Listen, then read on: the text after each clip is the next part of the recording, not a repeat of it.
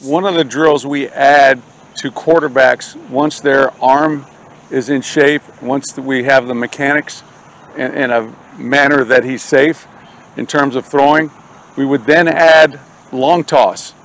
And we do that by using the same 20-yard area, only I would add cones on to that 20 yards to be 25, 30, 35, 40, 45, even 50, depending on the age and ability level of the young man that I'm working with. And so what we try to do there is we try to get him to be able to take a short step and accelerate his hips and generate speed from his hips to his arm. What I tell them, this is game specific in that if I'm standing in the pocket and I look at number 1 and he's not open, and I look at number 2 and he's not open, but number 3 who's running a backside, maybe a fade or deep post, he's open, I don't have time now to hitch up. All I'm able to do is basically put my foot in the ground, turn, and let the ball go. So long toss for us develops the ability to get your foot down quick, accelerate your hips, and throw that ball as far as you possibly can at the last possible moment before you might get sacked or before the rush gets to you or when you absolutely have to let it go. This is the QB long toss drill. And I want to explain how you set the drill up and how you execute the drill and what you look for. So we're going to start him in his top of the drop stance. So he's already dropped back and his feet are right underneath his armpit. We actually have the quarterback stride stick here to help us to make sure that he's aligned right when he starts. We're starting in what I call the lock and load position, meaning this is the load position he would be in when he drops back and he starts to put the football back to throw it. And part of that is making sure his elbow's bent so this hand or this ball is right over top of his bicep. So that loads the tricep up for him to be able to accelerate and throw. The other thing we're doing by starting him in this lock and load position is we're positioning this ball right over top of his hip. And what this does is this forces, when he pushes against the ground, this forces his hip from a stationary position to have to push and generate a lot of hip rotation speed. Because A, the ball's over top of it, and B, he doesn't have the benefit of dropping back and then transferring his weight or using a hitch step or anything else. So it really makes him have to push and accelerate his hips. This is important because remember, the purpose of this drill is he's in the pocket and the rush is on him and his first 2 reads aren't open and he's got to get his foot down, tilt his shoulders up and throw it because the guy who's open is really far down the field, 30, 35, 40, maybe even 50 yards. So he's got to take a short step and get the ball out quick, okay? Let's talk about the mechanics of doing this. You'll notice here that the first thing we'd like to do is we'd like them to take a short step. And in this case, width step is pretty long. We would like him to be a little shorter because remember, the farther he steps, there's people rushing him. And we don't want him to step into the rush and shorten that distance. Now this invariably will be shorter if there was somebody rushing him. Nobody consciously steps into the rush. So, but that foot ought to be down right somewhere in this position. So we'd like to see his heel not outside the stick. So that's what we would look for in that. So, but notice that as he starts, his shoulders get tilted up.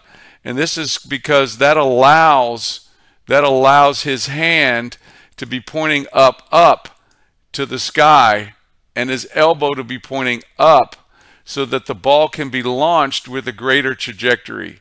So when we throw long distances, the farther back we go, the higher the trajectory of the ball needs to be because the ball does not fall straight down when it reaches its apex. It gains ground.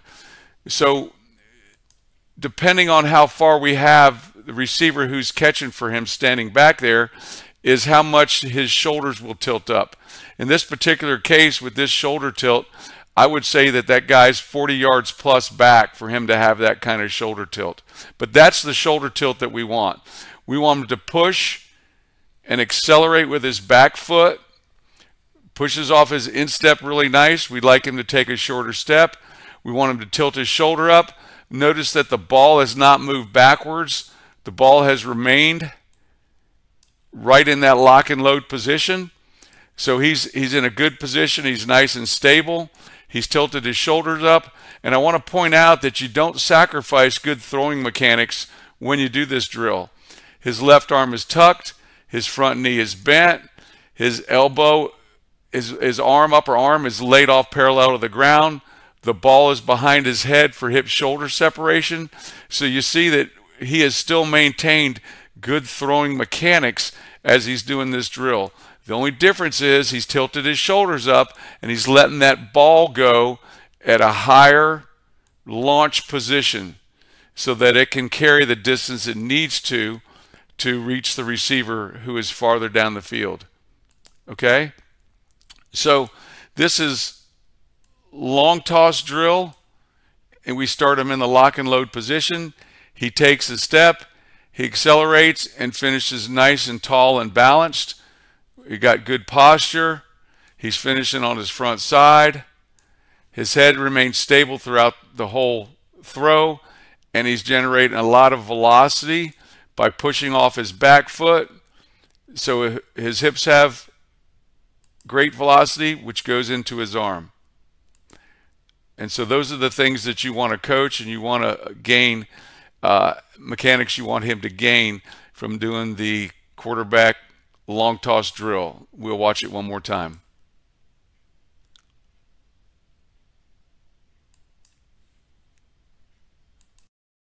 This is quarterback long toss drill from the back view. So you can see that there's a receiver down here that's going to catch the ball, and we've put cones every 5 yards. And so what happens is we start, this cone is 25 yards. And so then every 5 yards we put another cone. So there's 30, 35, 40, 45. So this receiver is standing at about 45 yards when we're doing this drill. So what we would have him do is we'd have him throw 2 at 25, 2 at 30, 2 at 35, 2 at 40, 2 at 45, and we'd have him keep going until he can't reach the receiver where he's standing. And then we'd have him throw 5 at that max distance. And then we would complete the drill by having him throw 1 all the way back down. So he'd go 40, 35, 30, 25, 20, 15 to 10, all the way down. So let's talk about what it looks like from behind. Okay, we know that it's in lock and load position, meaning the ball started loading behind his hip. He's going to take a stride, a step, just like he would to throw. We'd like this to be a little shorter step because you can't start the throwing motion until the foot gets down. Plus, we know that we're throwing late in our pass play, and so this guy is farther down the field, and the rushers are going to be closer, so we don't want to close that distance for him. Okay? But notice how Witt has tilted his shoulders up. His front arm stays tucked. He's not going to throw his front arm around his body. See, it gets to this position, and it stays tucked right there, just like he would be throwing normal. His elbow is pointing up because he wants this ball to be launched at a higher trajectory. And then you'll see how high the ball comes out. And then it'll start that upward trajectory. As I mentioned earlier, the farther back the receiver is that you have to throw it to, the higher you have to throw it because the ball gains ground on the way down. Notice that he finishes with nice balanced posture. A lot of times you see these guys, their back foot comes off the ground. They throw the front elbow around, but we should still have good throwing mechanics as we make this throw. And so there's a 45-yard throw that's right on his target. It's late in the pocket. He's got to get his foot down, accelerate his hips, and throw it for 45 yards. This long toss drill really helps them to generate more hip speed and arm speed to be able to throw longer distances. If they always throw a comfortable distance, they're never going to have to develop the ability to generate more speed in their hips. The other part that is really good is he's having to do this just by pushing against the ground to generate hip speed. He's not hitching, he's not bouncing, he's not doing anything but learning to push against the ground to generate max hip velocity at his max distances. So this is the back view of the long toss drill, so you can see how the receiver's set up and how we execute the drill.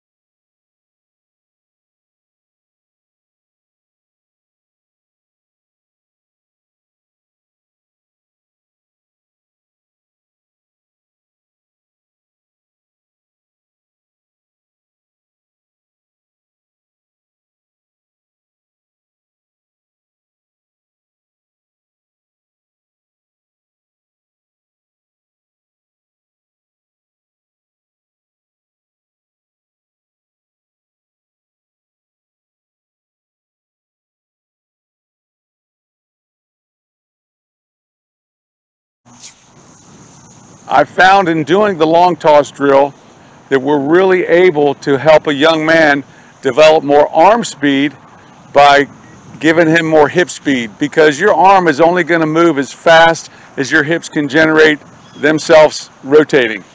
So by putting him in the long toss drill, we've had a lot of success with getting kids to throw the ball farther, but also teaching them the right trajectory that they need to use to throw a deep ball.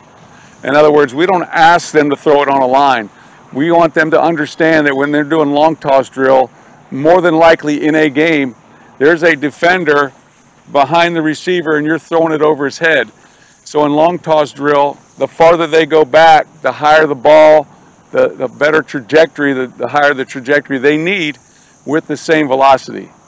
So we can teach that at the same time, but we've had a lot of success of having young men increase their hip speed, which increases their arm speed, which then increases the distance they're able to throw a football.